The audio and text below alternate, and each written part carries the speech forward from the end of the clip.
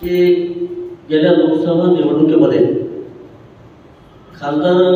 माजी खासदार सुधाकरजी श्रंगारे यांना पराभवासमोर जावं लागलं. याचं दुःख आमच्या सर्व समाजाला झालं. कारण केंद्रीय नेतृत्वानं आणि राज्य नेतृत्वानं भारतीय जनता पार्टीच्या खासदार सुधाकर श्रंगारे यांच्या कार्यावर विश्वास ठेवून त्यांना उमेदवारी जाहीर केली. ही उमेदवारी जाहीर होण्याबद्दल त्यांना अनंत अडचणींना समोर जावं लागलं. त्यांचा जो लोकसभेत पराभव झाला तो पराभव आमच्या बौद्ध धर्माच्या जिव्हारी, बौद्ध धर्माच्या समाजाच्या जिव्हारी लागलेला आहे. कारण एकमेव बौद्ध खासदार या ठिकाणी उमेदवार निश्चित जाहीर केला होता. देशामध्ये एकमेव उमेदवार होता भारतीय जनता पार्टीने दिलेला, आणि त्या खासदाराला पराभवाला सामोरं जावं लागलं. याचं दुःख संबंध समाजाला झालेला. कारण हा पराभव दुसरं तिसरं कुणीही केलेला नाही. केंद्रीय नेतृत्व आणि राज्य नेतृत्वावर आमचा विश्वास आहे. त्यांचं अभिनंदन आम्ही करतो, आभार मानतो. आणि त्याचबरोबर लोकसभेतील जे मतदार आहेत आणि सर्वसामान्य कार्यकर्ते आहेत त्या कार्यकर्त्यांचे आम्ही समाजाच्या वतीने आभार मानतो.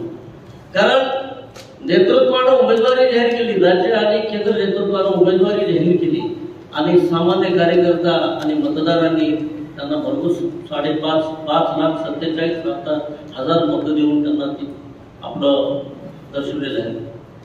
म्हणून मतदाराचा आणि कार्यकर्त्याचा आम्ही आभार मानतो. परंतु माजी खासदार सुधाकरजी श्रंगारे साहेबांना पराभवाला सामोरं का जावं लागलं, तर इथल्या लातूर जिल्ह्यातले जे भारतीय जनता पार्टीचे नेते आहेत त्या नेत्यांनी सुधाकर श्रंगारेंना पराभूत करण्याचा कट रचला होता. त्याचं कारण असं आहे की बौद्ध खासदार बौद्ध समाजामध्ये काम करतो म्हणून त्यांना उमेदवारी जाहीर केली. इथल्या जिल्ह्याच्या नेतृत्वाला विचारलं नाही, त्यांना विश्वासात घेतलं नाही, म्हणून त्यांनी त्यांना पाडण्याचं षडयंत्र करतो. आणि इथल्या जिल्ह्यातल्या नेतृत्वाने त्यांना पाडलं. कारण आमचा रोष काँग्रेसवर नाही, कारण काँग्रेस तर विरोधातच होते. काँग्रेसकडे उमेदवार काही नजराने जाहीर झालेला होता. परंतु सुधाकर श्रंगारे साहेबांची ज्यावेळेस उमेदवारी जाहीर झाली त्यानंतर डॉक्टर काळगे साहेबांना उमेदवारी देण्यात आली. कारण डॉक्टर काळगे हे मुळात भाजपाकडे 2 वेळेस तिकीट मागितलेले. 2014ला आणि 2019ला त्यांनी भारतीय जनता पार्टीकडे उमेदवारी मागितली होती, त्यांना उमेदवारी दिली नाही. परंतु या ठिकाणी सुधाकर श्रंगारेला पराभूत करण्यासाठी इथल्या जिल्ह्याच्या नेतृत्वाने काळगे यांना पुढे आणलं आणि काँग्रेसमधून तिकीट मिळवून देऊन आपल्या सुधाकर श्रंगारेचा पराभव केला. आमचं असं सन्मान संमत आहे. या ठिकाणी खासदार सुधाकर श्रंगारेने अनेक कामं केलेली आहेत, आपल्याला ज्ञात आहे. सर्व समाजासाठी यांनी काम केलेलं आहे. त्यांनी एक समाज मानला नाही, सर्व समाजासाठी त्यांनी काम केलं. सर्व धर्म सर्वभाव या दृष्टिकोनातून त्यांनी काम केलेलं आहे. अशा या खासदार सुधाकर श्रंगारेला इथं पराभूत करण्याचं षडयंत्र या ठिकाणी रचलं गेलं. आपण सर्व जाणता आहात, ज्या दिवशी खासदार सुधाकर श्रंगारेची उमेदवारी जाहीर झाली त्यावेळेसपासून प्रचार यंत्रणा जी आहे ती विस्कळीत झालेली आपल्याला दिसली असेल. कारण जिल्ह्याचा एकही नेता ज्या पद्धतीने आपल्याला प्रचार यंत्रणा राबवायची आहे त्या पद्धतीने त्यांनी प्रचार यंत्रणा राबवली नाही. मतदारांनी इमानदारीने काम केलं, सामाजिक कार्यकर्त्यांनी इमानदारीने काम केलं, परंतु इथल्या जिल्ह्याच्या नेतृत्वाने इमानदारीने काम केलं नाही, त्याच्यामुळं त्यांना पराभव पत्करावा लागला असं आमचं स्पष्ट मत आहे. कारण ही जी कमी आहे, ही जी आमच्या समाजाची हानी आहे, ही भरून निघणारी नाही. कारण भविष्यात आता आरक्षण पडेल का नाही याची आम्हाला खात्री नाही, परंतु एक सच्चा इमानदार कष्टाळू व्यक्ती खासदारकीपासून मुकला, आम्हाला सगळ्यांना मुकावं लागलं याचं आम्हाला सुद्धा या ठिकाणी वाटत आहे. कारण असा माणूस पराभूत होणे शक्य नाही, पण ज्यांनी पराभूत करून दाखवलं या ठिकाणी, ही व्यथा आम्ही पुन्हा पुढे मांडली. आम्ही काही केंद्रीय नेतृत्वाकडे जाऊ शकत नाही, राज्य नेतृत्वाकडे जाऊ शकत नाही, कारण आम्ही काही भारतीय जनता पार्टीचे कार्यकर्ते नाही. आम्ही सुधाकर संगारे यांचे समर्थक आहोत, समाजाचे प्रतिनिधी आहोत. आमच्यापैकी एकही असा कार्यकर्ता डिजिटल हिरो नाही.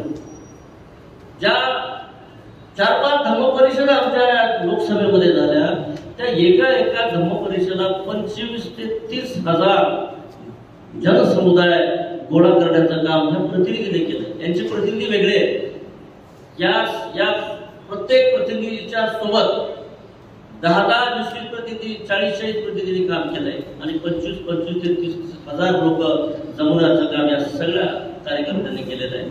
आणि हे कार्य बघून समाज आमचा सुधाकर संगारेकडे आकर्षित झाला होता.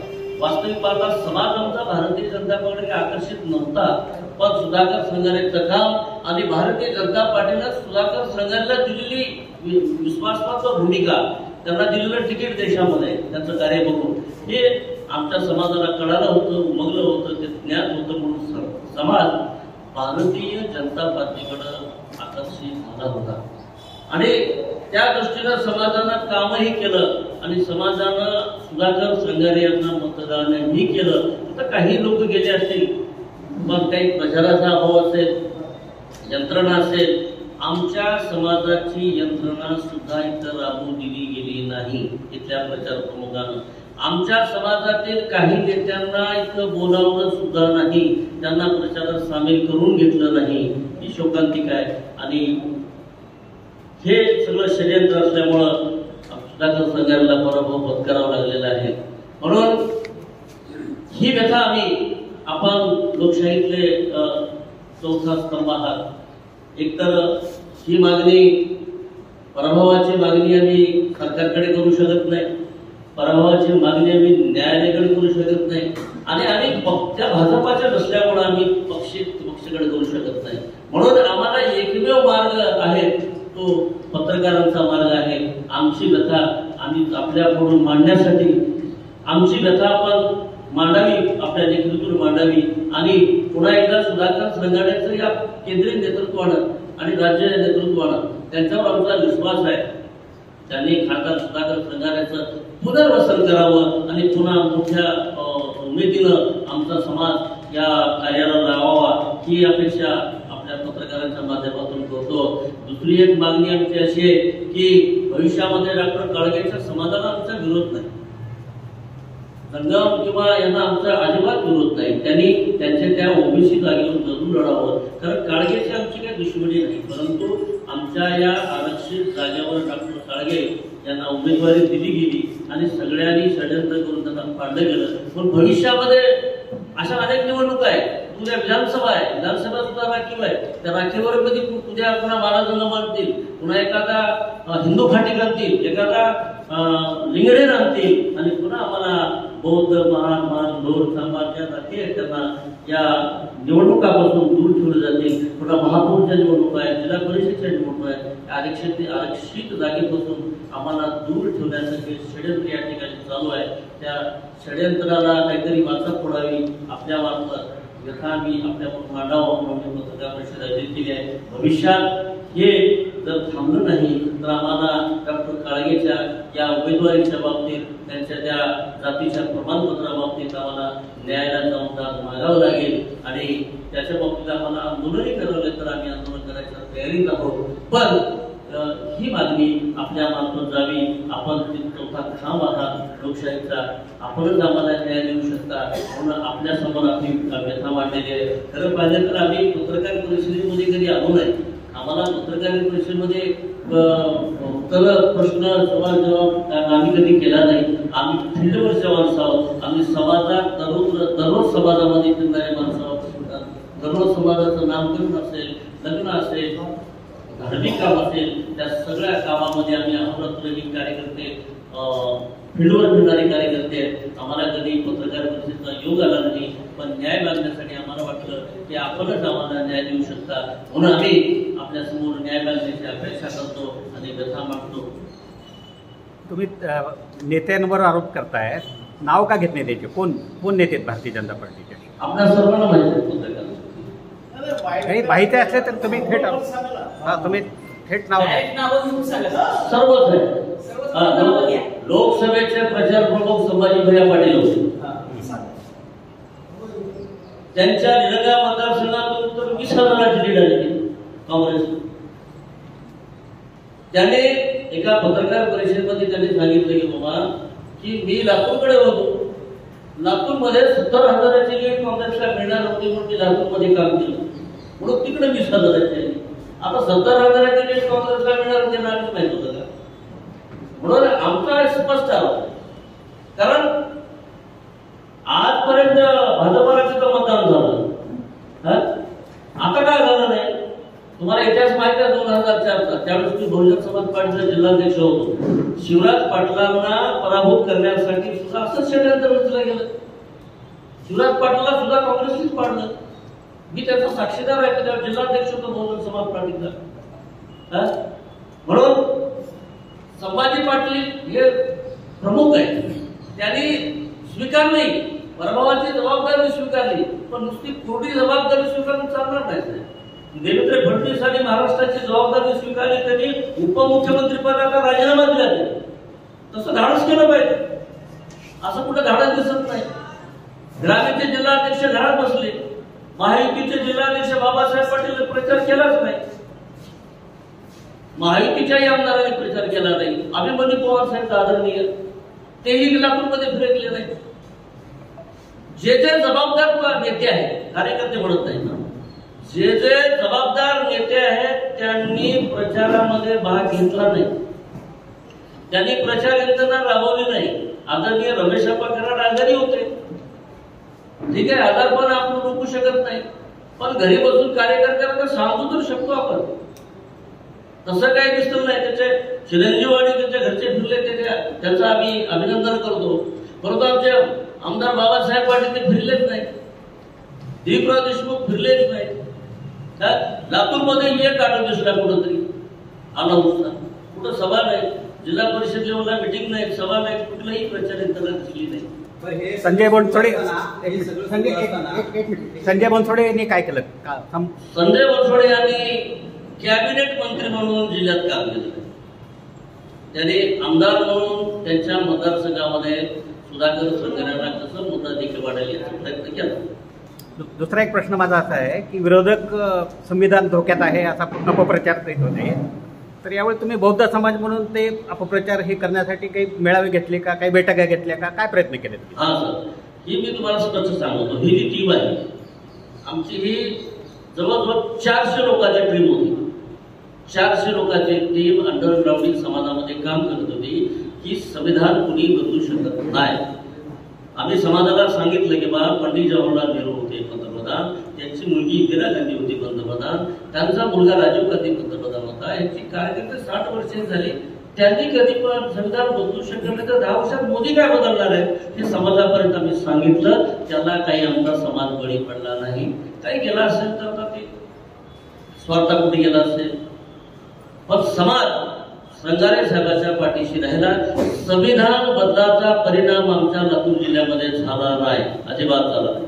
काय वाटतं किती टक्के मतदान पडलं? 70% समाजाचं मतदान संगारे साहेबांना पडलेलं आहे. एक महत्वाचा प्रश्न आहे सर माझा. प्रश्न असा आहे की या सगळी प्रचार यंत्रणा जे आहे जवळपास 1 महिन्याचा काळ होता प्रचार यंत्रणेचा. हे शृंगारे साहेबांना किंवा त्यांच्या जवळच्या लोकांना हे माहित नव्हतं की अशा पद्धतीने चालू आहे. शृंगारे साहेबांवर कुणाचा दबाव होता का? वैयक्तिक दबाव होता का की तुम्ही प्रचार करू नका किंवा असं इथं केला तरी सभा करू नका? त्यांना दबाव असल्याचा आम्हाला जाणव, कारण त्यांना समाजात फिरू दिलं नाही, समाजाच्या नेत्याकडे जाऊ दिलं नाही. त्यांच्या घरचा मुलगा काही यंत्रणा राबवतात त्याला सुद्धा घरात बसवलं. त्यांना स्पष्ट सांगण्यात आलं की तुम्हीच फिरा, आम्ही फिरणार नाही. हे प्रचार प्रमुखाचे, तिथल्या लातूरच्या प्रचार प्रमुखाचे. सर याच्यानंतर श्रंगारे साहेबांची आणि तुम्हा कार्यकर्त्यांची भूमिका पुढे काय राहील? हे बघा, आज आम्ही श्रंगारे साहेब पराभूत झाले म्हणून इथं बोलत नाही. इथं आमच्या समाजावर अन्याय झालेला आहे, समाजाची व्यथा काढतो. उद्या सुधाकर श्रंगारे सारखा आमदारी वाटायचे त्याच्यावर होणार आहे, उद्या महापौरराव वाटायचं त्याच्यावर होणार आहे. म्हणून समाजाची व्यथा मी मांडणार आहे आणि सुधाकर श्रंगारे सारखा माणूस खासदार भविष्यात होणे नाही. म्हणून तो जर माणूस आला तर समाजाला बल मिळेल, सर्व धर्मसमभाव कार्यक्रम राबवतील ही अपेक्षा आहे. म्हणून पुन्हाही जर पक्ष वाढवायचा असेल, केंद्रीय आणि राज्य पक्षाचे जे नेते आहेत त्यांच्यावर आमचा विश्वास आहे, आम्हाला अपेक्षा आहे त्यांच्याकडून की पुन्हा सुधाकर श्रंगारेला त्यांनी उठून उभं करावं. कारण इथं भारतीय जनता पार्टी संपवायचं कटकट चालू आहे आम्हाला दिसतंय. आता आम्हाला पक्षाचं काही देणं घेणं नाही, परंतु पण इथं चाललंय श्रंगारे साहेब भाजपाचे असल्यामुळं हे चाललंय कटकट आम्हाला दिसतंय. म्हणून इथं जर भारतीय जनता पार्टीचं वाढवायचे असेल आणि भविष्यात काही दाखवायचं असेल तर श्रंगारेंना बळ देणं महत्वाचं आहे. जरांगे फॅक्टर काही हे श्रंगारे साहेबांचा पराभव होण्यासाठी काँग्रेस आणि भाजप इथे एक झाली असं तुम्हाला वाटतंय का? हो, मिळून झालं, मिळून पराभव केला. 2004चं उदाहरण तुम्हाला दिले मी. 2004ला शिवराज पाटील पंतप्रधान होणार होते, हे याची कुणकुण लागली होती. कारण शरद पवारांनी सांगितलं होतं की आम्हाला इटालियन बाई नको, म्हणून त्यांनी शिवराज पाटलाला निश्चित केलं होतं. याची कुणकुण लागल्यामुळं इथल्या आपल्या लातूरच्या नेतृत्वानं काँग्रेसच्या आदरणीय विलासराव देशमुखांबद्दल आदर आहे मला, परंतु त्या काळात त्यांनी शिवराज पाटलाला पाडण्याचं कामच केलं. ते शेडत आता या 2024 मध्ये झालंय, कारण या दोघांनी मिळूनच हे कार्यक्रम केला. कांबळे साहेब, आता तुम्ही भाजपचं काम करणार आहात का खासदारांचं काम करणार आहात? आम्ही समाजाचं काम करणार.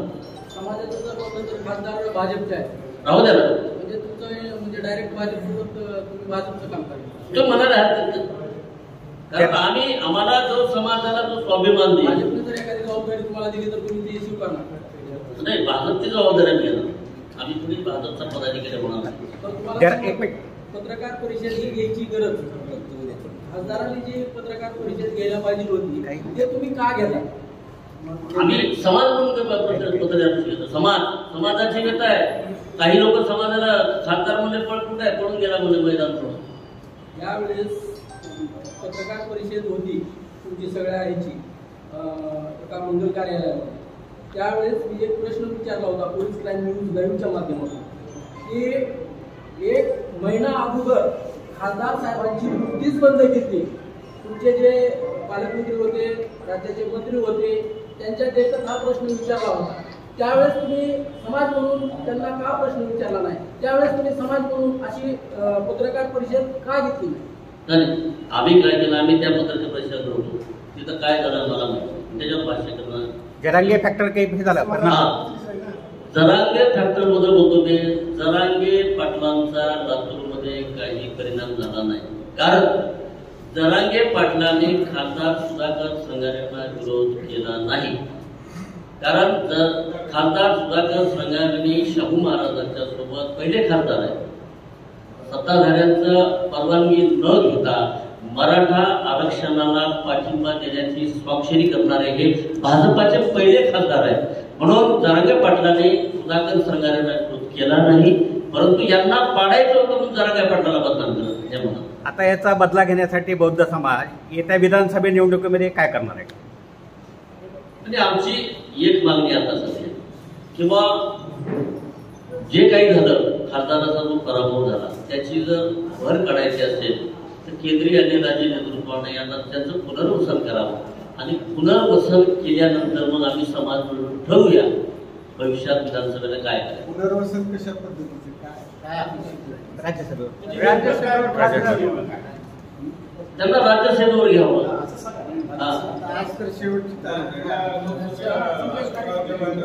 भविष्यात एखादं पदवी काम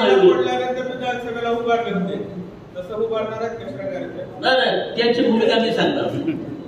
मी माझी भूमिका मी समाजाची एवढं मांडणार आहे की महिन्याला 2 महिन्याला 3 महिन्याला एखादं पद विधान परिषद राज्यसभेचं रिक्त झालं तर तिथं त्यांना घ्यावं आणि त्यांच्या इक्वलचं काही असेल तर तेवढं पद घेऊन त्यांना फिरवावं.